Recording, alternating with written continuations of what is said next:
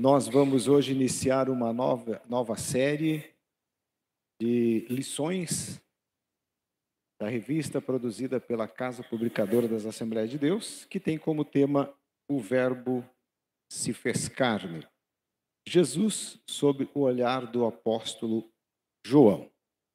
Serão 13 lições que nós vamos estar estudando. Na verdade, será um estudo profundo dos assuntos abordados pelo apóstolo João.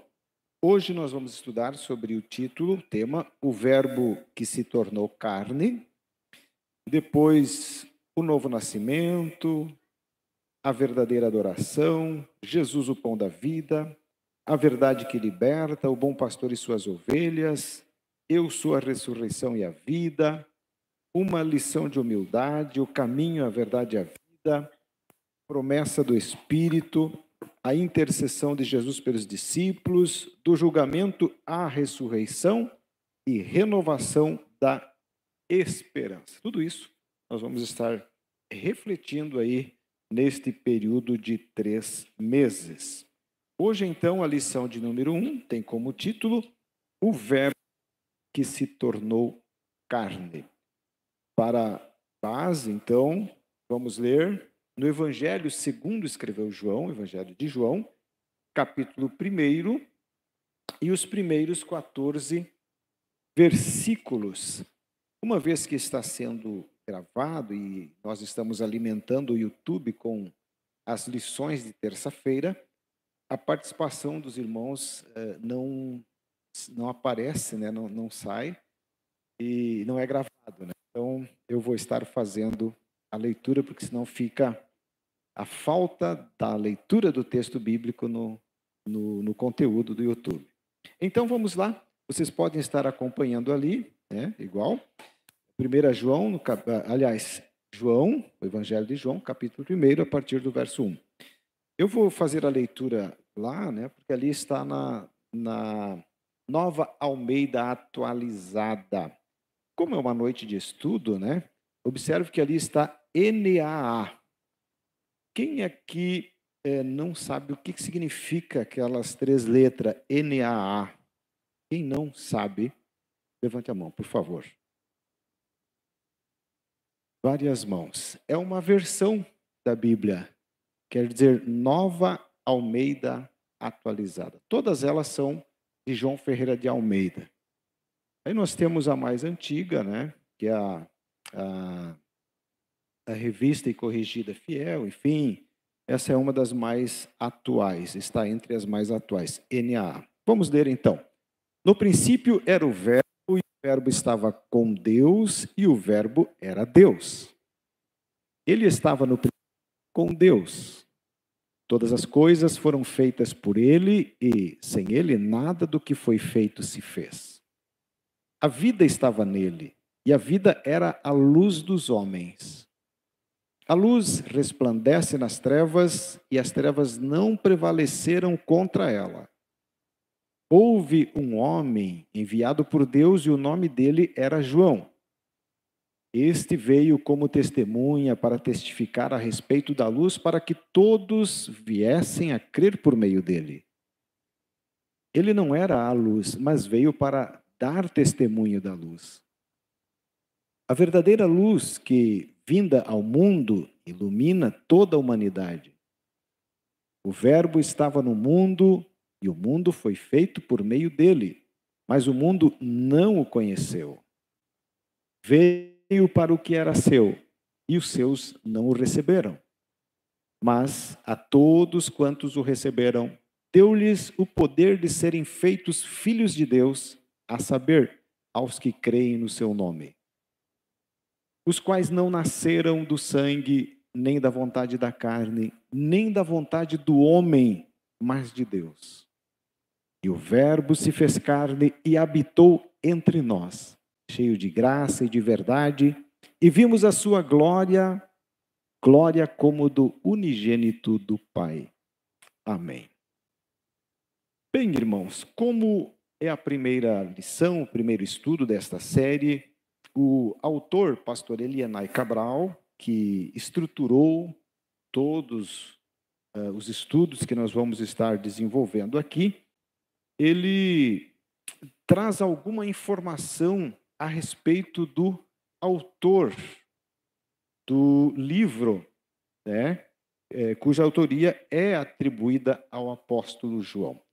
Vocês perceberam ali que alguém veio testificar da luz e o nome dele era João, vocês perceberam na leitura, porém, o João ali não é o autor do livro, ali é uma referência a João Batista, que veio preparando o caminho, testificando de Jesus, enfim. O Evangelho de João, irmãos, ele é o quarto livro do Novo Testamento e é o quarto evangelho. Portanto, nós temos 4 livros chamados de evangelhos no Novo Testamento. O primeiro é, quem lembra assim de forma rápida? Mateus. O segundo? Marcos. O terceiro? Lucas. Aí o quarto, João. Bem, o autor ele se ocupou inicialmente a mostrar que João é o autor deste 4 evangelho. João, o chamado discípulo amado, é um termo usado, é uma expressão usada neste evangelho, e também aquele que estava lá junto à crucificação, a pessoa quem Jesus se dirigiu, dizendo: eis aí a tua mãe, apontando Maria. Jesus, dirigindo-se a Maria, disse: mulher, eis aí o teu filho, apontando para João. E disse para ele: eis aí a tua mãe. E João recebe Maria na casa dele após a morte de Jesus. Há um entendimento de que ele cuidou de Maria, esteve com ela ali por um período de tempo. Não vem o caso entrar no mérito do porquê tornou isso necessário, nem temos tempo para isso, mas o certo é que a Bíblia nos dá esta informação. Irmãos, no Evangelho de João, nós não temos ali de forma explícita que ele é o autor, ele não se apresenta como um autor, o autor ali não se identifica, né, nominalmente, porém, infere-se, ou seja, embora nós não temos explícito, mas de forma implícita, a gente pode entender que foi o apóstolo João quem escreveu. Nós vamos acessar alguns versículos, né? Inicialmente, no capítulo 19, o verso 35, nós vamos estar ali, então, seguindo indícios de que foi o apóstolo João que escreveu. É claro que nós poderíamos até perguntar, mas qual é a necessidade de ficar gastando um tempo para saber qual é o autor do livro? Que importância isso tem? Irmãos, quando se trata de um estudo, de uma pesquisa bíblica, é natural buscar esse conhecimento, buscar essa informação. E para estudo bíblico isso tem valor, isso é gostoso, é prazeroso num ambiente, né, numa ação de estudo, a gente buscar saber quem é o autor e aproximar isso. Olha só, nós temos ali então, capítulo 19, verso 35, ele dizendo: aquele que viu isso dá testemunho.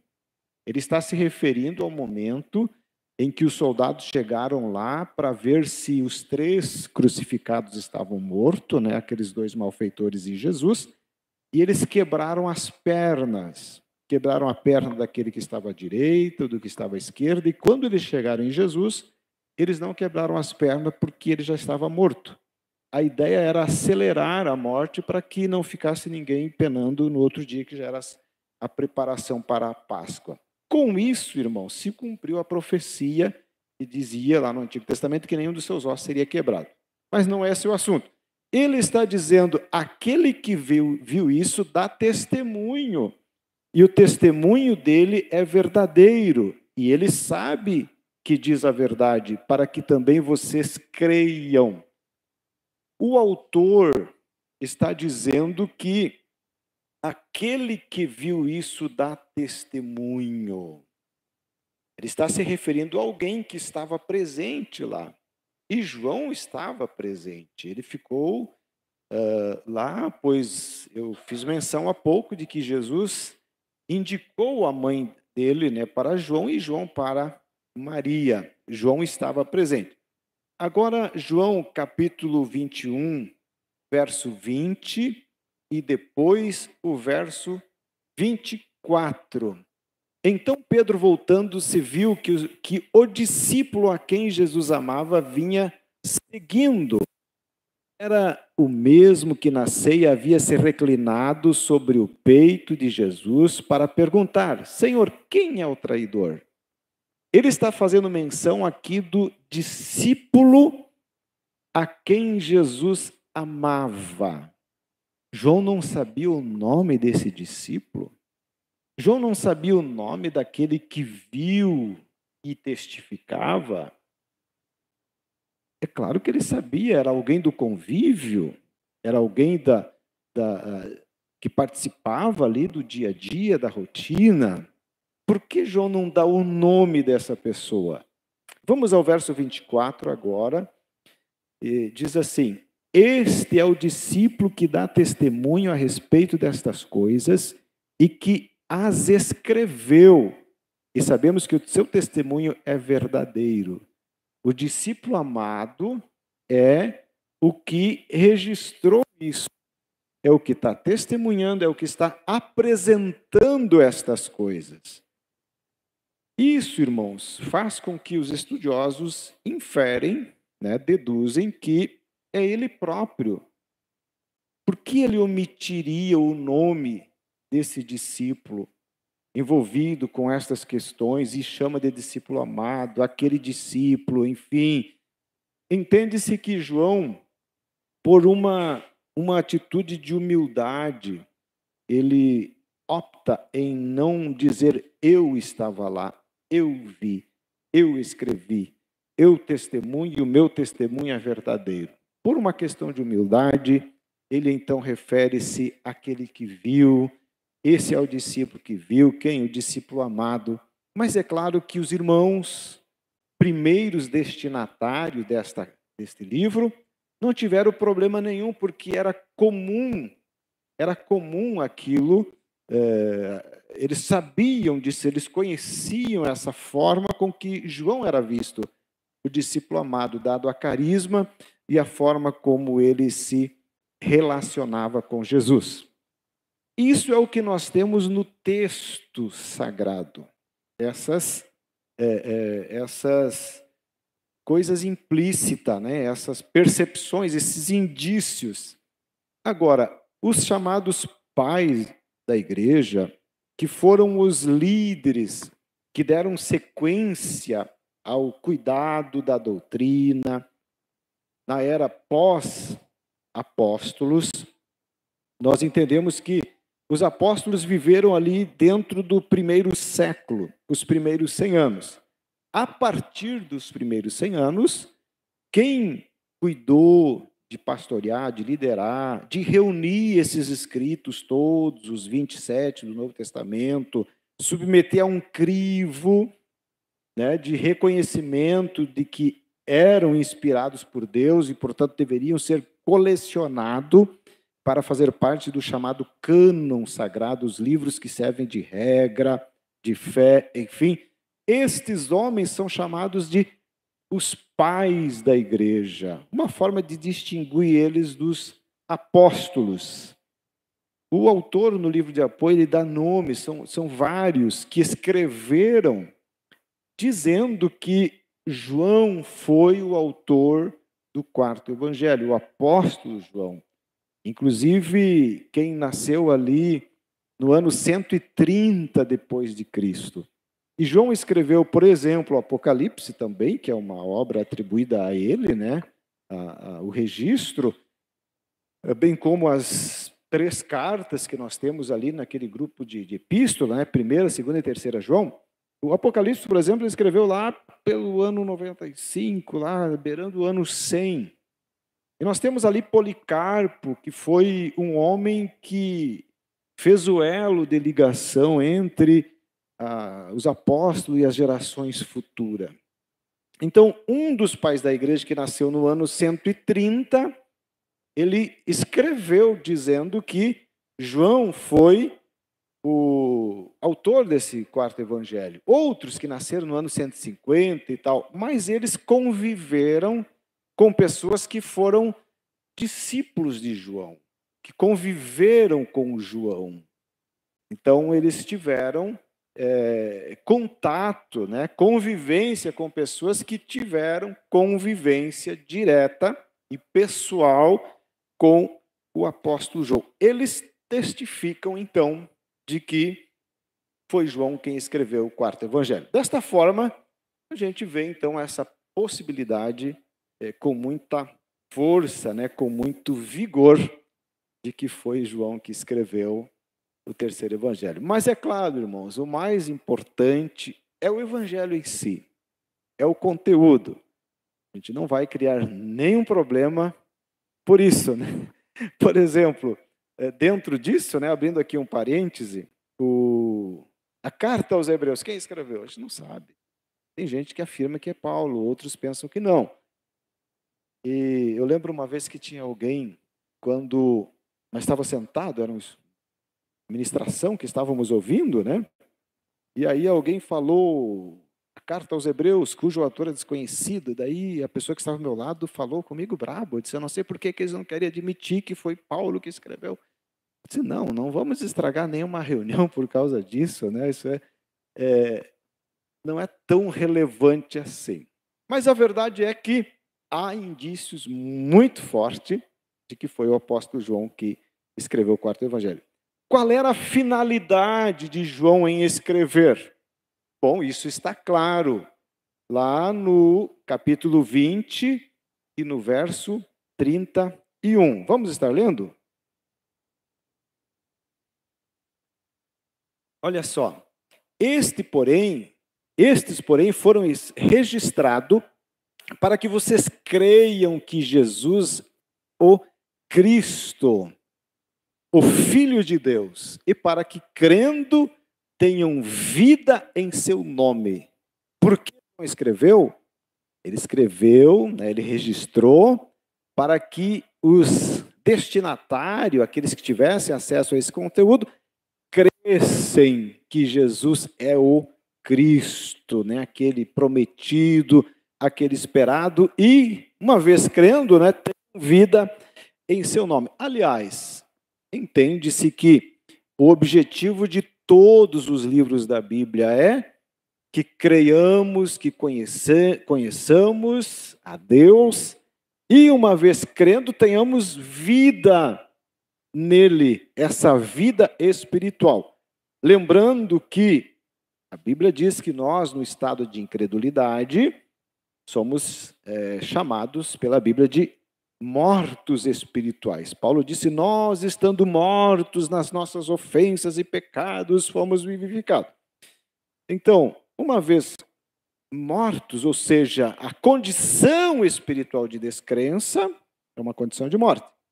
Uma vez crendo e crendo a partir da Bíblia, a partir da palavra da revelação de Deus, nós temos vida a partir do nome de Jesus, ou seja, nós saímos desse estado de inércia espiritual e passamos a viver espiritualmente, ter conexão com Deus, falar com Ele, viver Ele, enfim, ter esta vida espiritual. Isso que nós sentimos aqui, isso que nós vivemos hoje, né?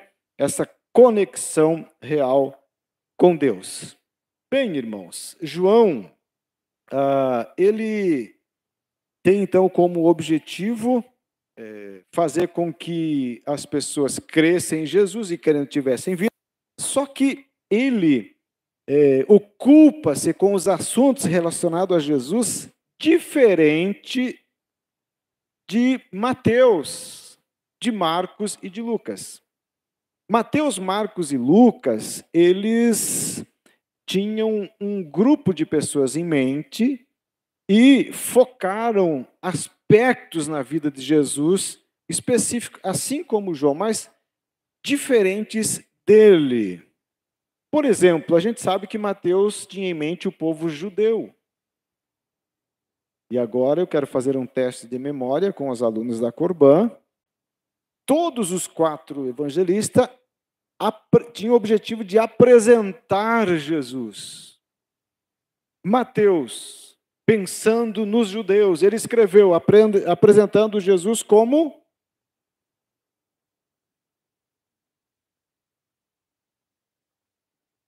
rei, né? O Messias, rei. Então ele trabalhou muito esse aspecto.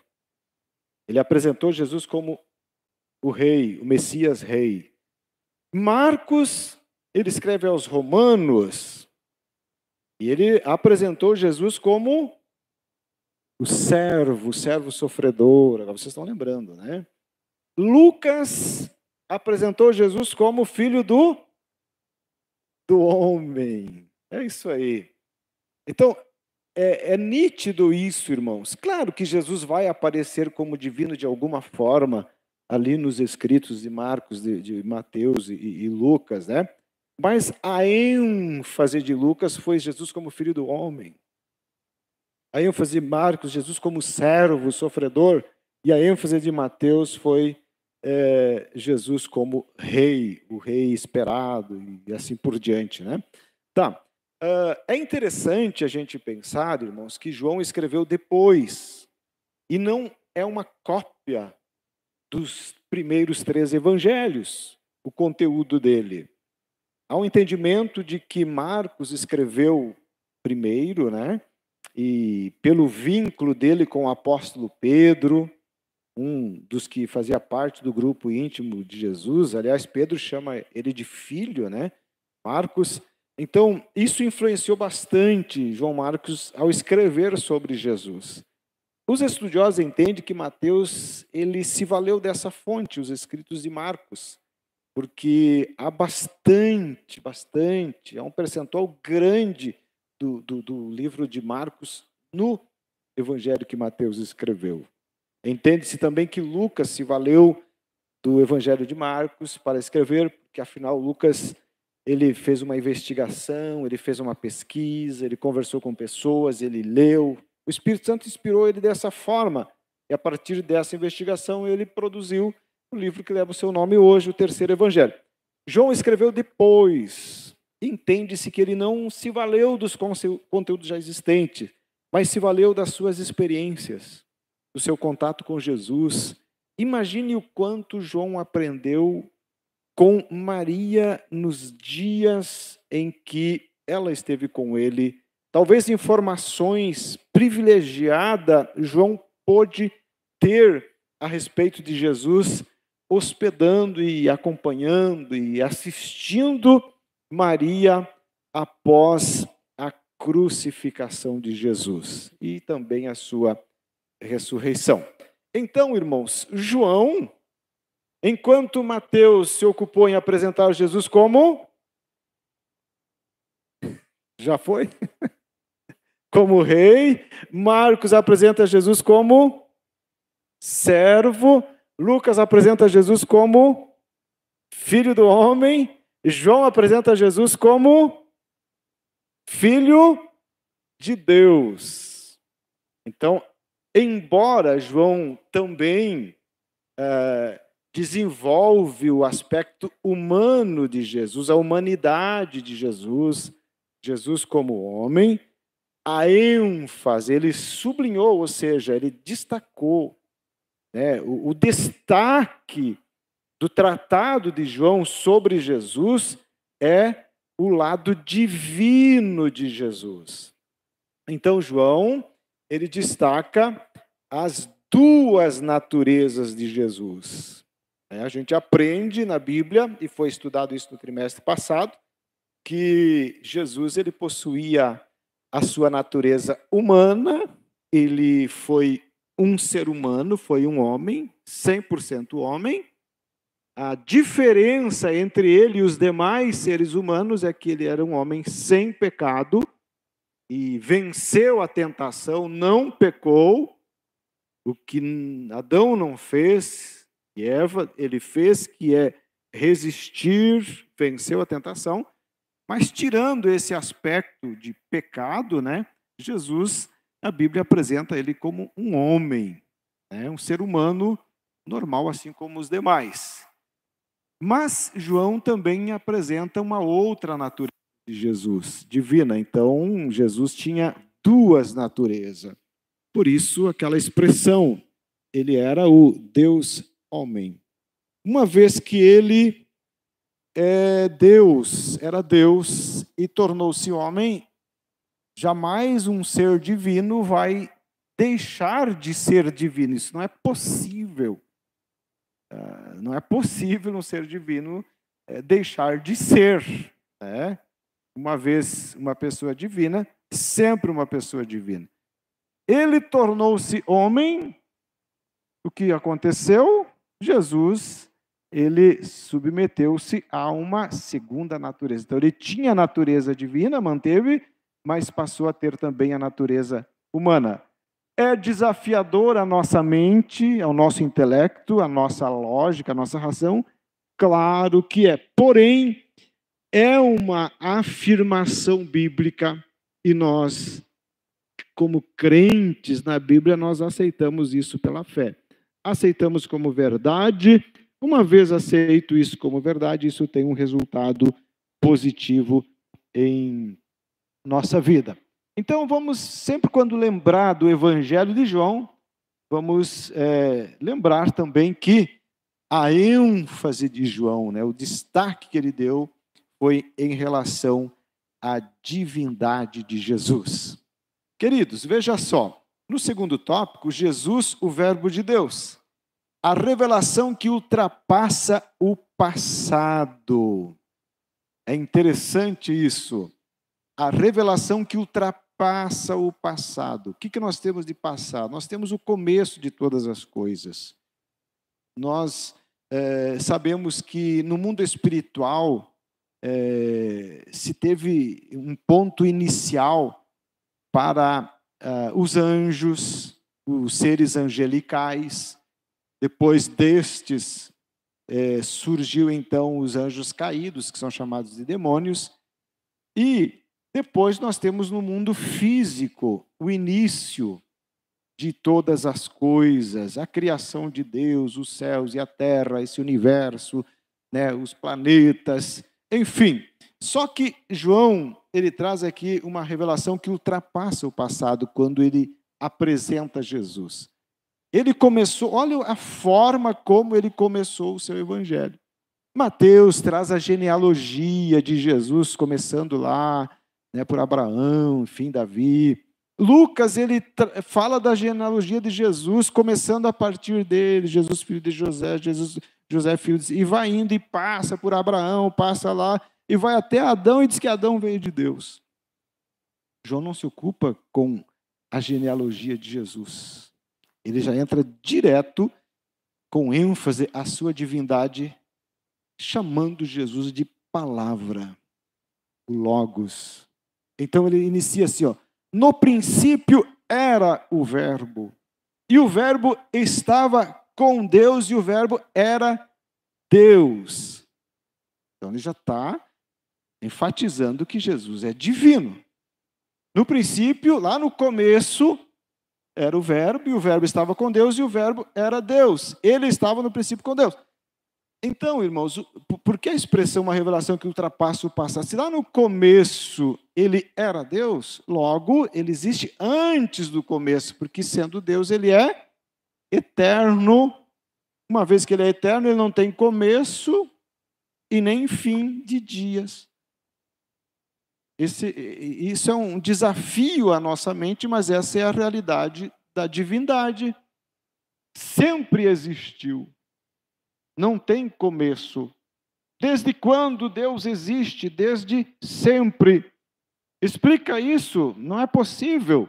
Aceite isso? Sim, é possível, porque o Espírito Santo nos convence destas verdades e a gente aceita não só de forma passiva, mas de forma apreciadora, se torna apreciável, se torna gostosa as verdades bíblicas, ainda que a nossa lógica humana não consiga processar.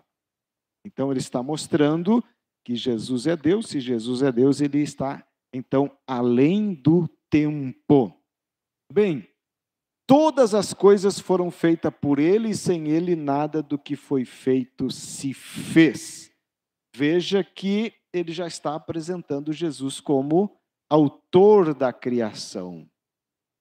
Naturalmente, ele como divino, como Deus, né? Ele participou da criação. Todas as coisas foram feitas por ele, e sem ele nada do que foi feito se fez. Perceba a ênfase e a divindade de Jesus. Agora, por que João chama Jesus de verbo? Aí nós temos o segundo subtópico, né, do segundo tópico, a natureza fundamental do verbo. Bem, já falei que ele é eterno, assim como Deus é eterno, assim como o Pai é eterno, mas no terceiro subtópico, no princípio era o verbo. Bem, o conceito mais apropriado para esse termo encontra-se em Jesus, que representa a expressão da divindade, a revelação de Deus. Eu gosto de um comentário, do comentário da Bíblia, me parece que é a Bíblia Pentecostal, e o comentarista fala o seguinte: assim como nós expressamos o que pensamos, o que sentimos através de palavras, e é assim, né? Você chega lá no médico, o que o médico vai fazer? Como é que o processo inicial ali, clínico geral, né? Processo inicial, ele quer te escutar. A partir daquilo que você falar, ele vai ter uma percepção, um pré-entendimento daquilo que está acontecendo com você. Então você tem que verbalizar isso, né? E assim que a gente se relaciona, assim que a gente se faz entender no casamento, na relação parental entre pais e filhos, entre irmãos, você se dá a conhecer muito por aquilo que você expressa verbalmente. Jesus, como palavra de Deus, isso tem a ver com a sua função de vir aqui revelar Deus. Sim, Jesus é a revelação de Deus. Tudo na vida de Jesus expressava algo do coração da divindade, algo das intenções da divindade. Por isso, o escritor aos Hebreus, no capítulo 1 e o verso 1, nós podemos conferir isso. Olha só o que o autor aos Hebreus fala ali. Ele está chamando a atenção dos irmãos hebreus, judeus, aquele dias que estavam lá meio desistindo da fé e tal, conhecedores profundamente do Antigo Testamento, respeitavam os profetas como voz de Deus para o povo, e agora eles estavam tendo dificuldade de aceitar Jesus apegado a profetas, a Moisés e tal. E olha o que o autor aos Hebreus diz assim, ó: antigamente Deus falou muitas vezes e de muitas maneiras aos pais pelos profetas. Ok, verso 2. Mas nestes últimos dias nos falou pelo Filho. Nos falou pelo Filho. O Verbo se fez carne, a palavra se fez carne. Veio revelar Deus, veio trazer a fala de Deus, o pensamento de Deus, a mensagem de Deus. Nos falou pelo Filho, a quem constituiu herdeiro de todas as coisas e pelo qual também fez o universo. Veja a mentalidade do autor aos Hebreus, destacando Jesus como revelador de Deus, como palavra de Deus, mas também como criador de todo o universo. Ele está linkado então com esse pensamento inspirado pelo Espírito Santo, comunicado por João neste evangelho. Então Jesus veio revelar Deus, por isso ele é chamado por João de Verbo de Deus, o Logos, enfim, a palavra de Deus. Quando eu falo nisso, eu gosto de enfatizar o brado de Deus dizendo o quanto Ele nos amava. Quando Jesus está na cruz, com os braços presos, as mãos cravadas, os pés cravados, aquela cena ali, a cena em si, Deus através dele está dizendo, Deus está falando ao mundo, veja o quanto eu amo. Deus está dizendo, eu tenho solução para os pecados, eu tenho perdão para os pecados. A mensagem de Deus transmitida através de Jesus em tudo que ele fazia, falava, nas coisas que aconteciam com ele. Então o verbo se fez carne e habitou entre nós, verbo, palavra. Ele veio revelar Deus. Última parte, a encarnação do verbo. Bem, o versículo primeiro vamos pensar, irmãos, no resultado disso.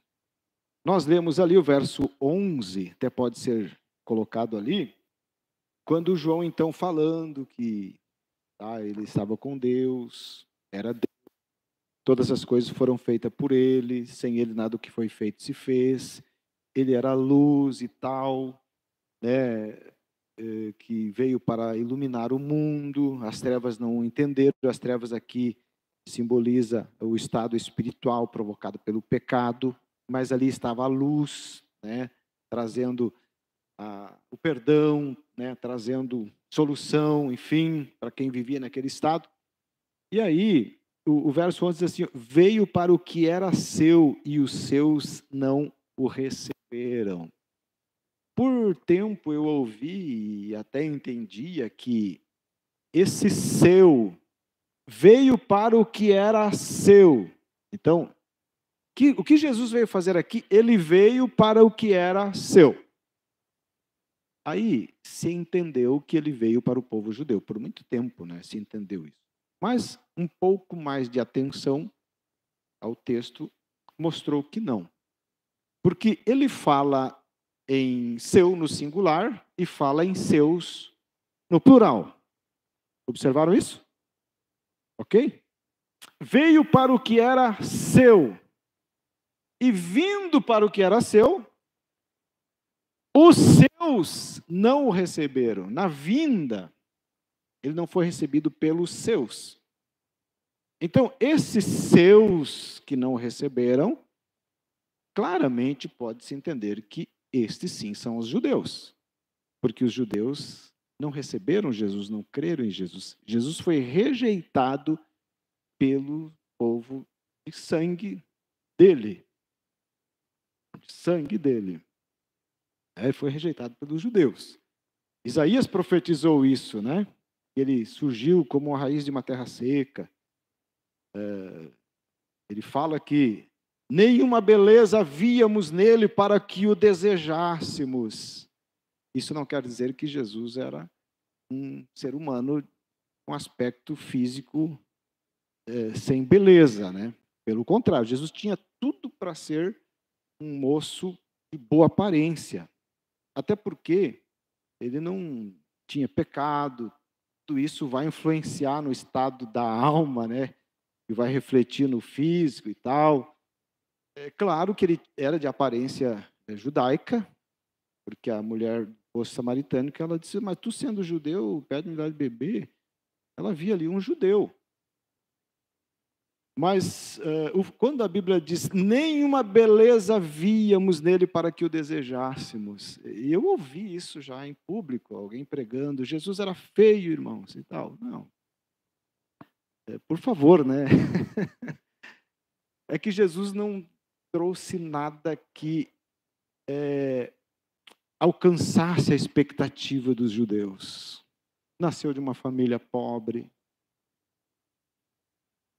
Tanto é que o sacrifício que eles levaram para oferecer eram pombinhos, que era uma opção das pessoas pobres. Os pais, José e Maria, levaram isso. Eles esperavam Jesus com aquele rei, aquele que libertasse Israel do jugo romano. Lembro que os discípulos até estavam chorando no caminho de Emaús. Quem lembra disso? Estavam lá chorando o caminho de Emaús, Senhor, pois é, mas o que está acontecendo? Jesus ali, não... pois é, nós esperávamos que é ele que ia remir Israel e tal, e aquela choradeira, e já disse que ressuscitou, mas ninguém viu ele, foram lá. Eles esperavam que Jesus ia libertar, eles esperavam nele uma força política, aquele rei que viesse, rompesse com aquele poder do Império Romano e tal. Tanto é que ali na ascensão de Jesus no Monte das Oliveiras, quando Jesus disse que seriam batizados com o Espírito Santo e tal, eles perguntaram, Senhor, tu restaurarás o reino a Israel nesses dias? E Jesus não trouxe nada disso, o reino, ele disse, meu reino é deste mundo. Ele trouxe um reino espiritual, se apresentando como filho de Deus, o que era reprovado pelo conceito dos judeus, aquilo se constituía uma blasfêmia. Então estava certo Isaías quando profetizou, nenhuma beleza víamos nele para que o desejássemos. Então, meus irmãos, Jesus, ele veio então trazer a revelação de Deus, ainda que contrariando toda essa expectativa dos judeus, tá? Então, eles o rejeitaram, veio para o que era seu e os seus não o receberam. Mas o que era seu? O propósito. Ele veio para cumprir um propósito. Ele veio para uma missão. Ele tinha uma missão a cumprir, e ele sabia disso, ele foi fiel, ele não abriu mão disso, foi tentado abrir mão, mas foi fiel até o fim e cumpriu o propósito para o qual ele veio, e hoje nós estamos aqui como resultados daquilo que era de Jesus, daquilo para o qual ele veio. Nós somos resultados disso, porque ele veio para um propósito, cumpriu o seu propósito, e os resultados disso é a nossa fé em Cristo, a nosso perdão dos pecados e vivermos a vida cristã. Você pode dar glória a Deus por isso, meus irmãos? Glória a Deus. Agora, o verso 14 diz, e o verbo se fez carne e habitou entre nós e vimos a sua glória. Habitou entre nós. O autor aqui traz a expressão, ele tabernaculou, enfim. O que acontece, irmãos? Mas antes de falar sobre isso, eu acho importante destacar, o autor colocou aqui, que ele veio para o que era seu, os seus não receberam, mas a todos quantos, podemos colocar esse versículo ali? Mas todos quantos receberam, deu-lhes o poder ou o direito de serem feitos filhos de Deus. Jesus vem para uma missão, os judeus rejeitam ele como nação, não como pessoa, né? Tem judeu cristão hoje, né? Como nação eles rejeitam, como religião eles rejeitam, mas a todos quantos receberam, deu-lhes o poder de serem feitos filhos de Deus. Portanto, ser filho de Deus depende de receber Jesus. E aí se abriu então para os gentios, conforme Paulo falou então aos romanos, a oliveira, né? Quebrou-se um ramo, é considerado a rejeição de Israel um ramo que se quebrou. Uma vez que se quebrou um ramo, se faz ali um processo de, como é que se chama aquilo? De enxerto, né? Daí, Paulo disse que os gentios foram enxertados na oliveira. Nós não éramos judeus, não somos, né? Jesus veio então dessa linhagem, está ali a videira, Israel rejeita Jesus, quebra seu ramo. Então daí os gentios, os não judeus são enxertados. Então eu gosto do hino Oliveira Verdadeira pela mensagem que ela transmite também, né? Jambuzeiro bravo e tal, foram enxertados na videira. Não eram vistos como povos pelos judeus, agora são povos em Cristo Jesus. Não eram nada no olhar dos judeus, agora enxertados na videira. São irmãos, são famílias de Deus. Enxertado na videira. Veio para o que era seu, os seus não o receberam, mas todos quantos receberam, deu-lhes o poder de serem feitos filhos de Deus. Então, nós somos filhos de Deus, e por isso Jesus ensinou, quando orares, orareis assim, Pai nosso que está no céu. Nós podemos chamar Ele de Pai, porque nós recebemos Jesus.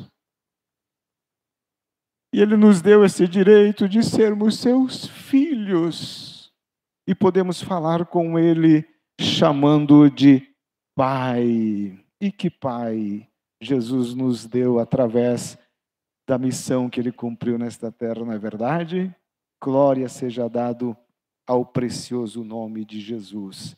Então, todos os que receberam deles o poder de ser feito filho de Deus. Irmãos, às vezes ser filho de Deus, com 10, 20, 30, 50 anos de vida de fé, de crente, de fé, às vezes a gente meio que acostuma, né? E é perigoso isso.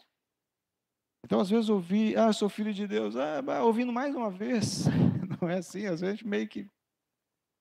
E é perigoso isso quando a gente envelhece espiritualmente, né? Acostuma com as verdades divinas, de forma que elas não nos tocam como sendo algo novo.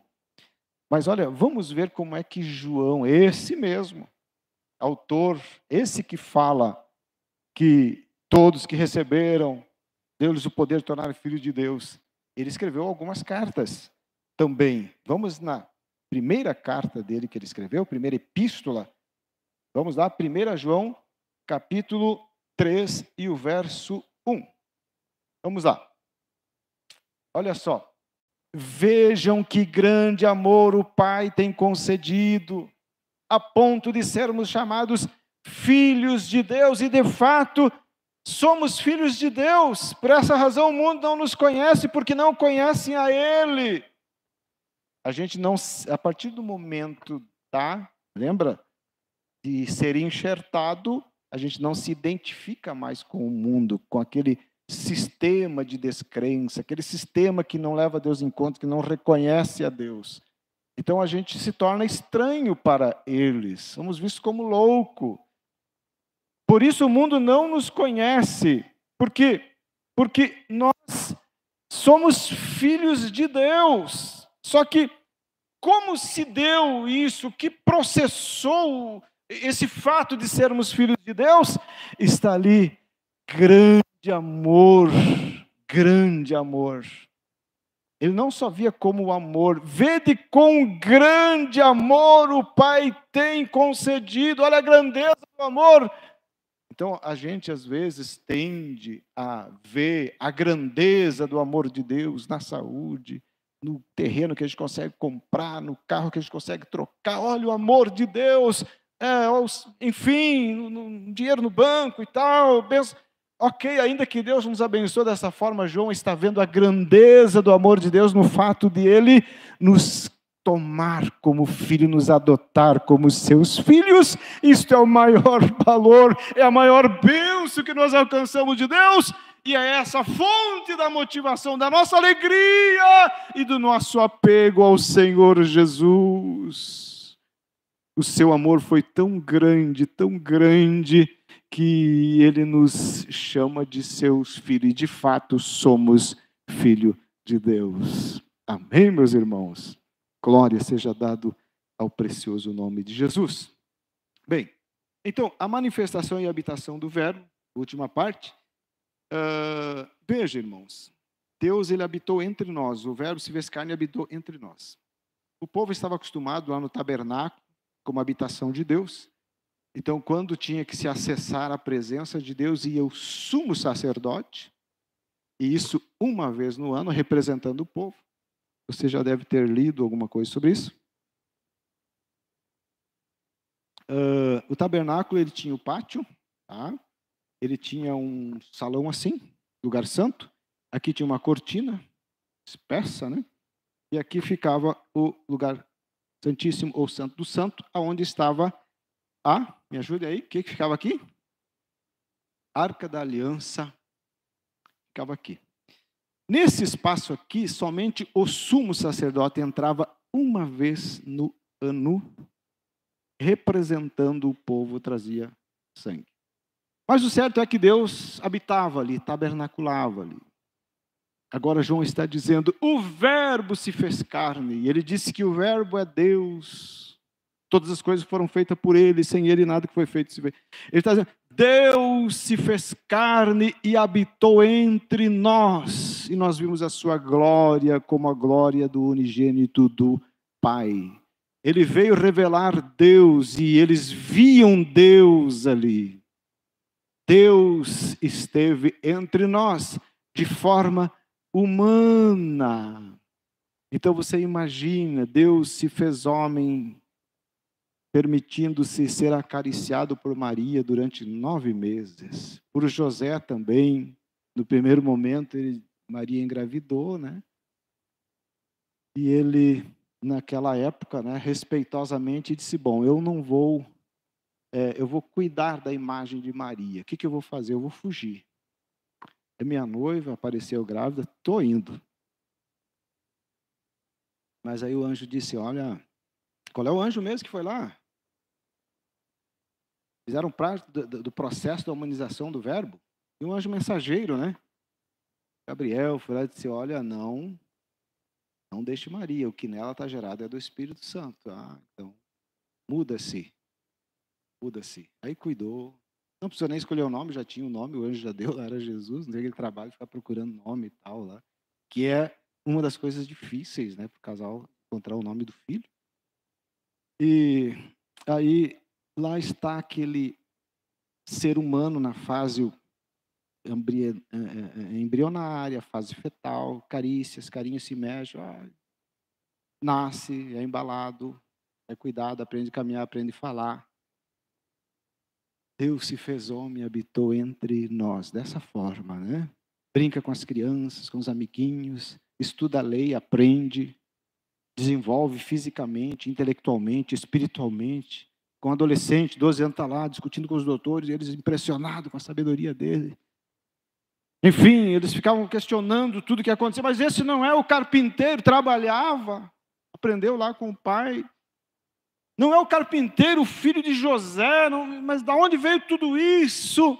O Verbo se fez carne e habitou entre nós. Deus se fez homem. E Isaías profetizou lá, capítulo 7 de Isaías, verso 14. Olha só, 700 anos antes dessas coisas acontecer, ele disse, portanto, o Senhor mesmo lhes dará um sinal, eis que uma virgem conceberá e dará à luz um filho, e lhe chamará Emanuel, que traduzido quer dizer Deus conosco. Então Deus veio e habitou entre os homens, a fim de revelar o seu grande amor, a fim de abraçá-lo, a fim de restaurar a amizade. Por isso Paulo disse, nós sendo inimigos, fomos reconciliados com Deus pela morte do seu Filho.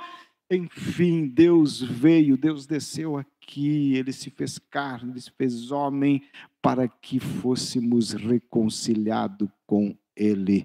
E nós louvamos a Deus por tudo isso. Amém, meus irmãos? Glória seja dado ao precioso nome de Jesus. Então a conclusão diz assim, nesta lição tivemos a oportunidade de iniciar o estudo do Evangelho de João, mostrar a sua relevância, o seu objetivo na vida da igreja. Observamos que a revelação sensível de Deus e a sua intervenção na história torna o Evangelho de João uma obra única do Novo Testamento. Em João, entendemos que a encarnação do Verbo trouxe a plena luz àqueles que crescem.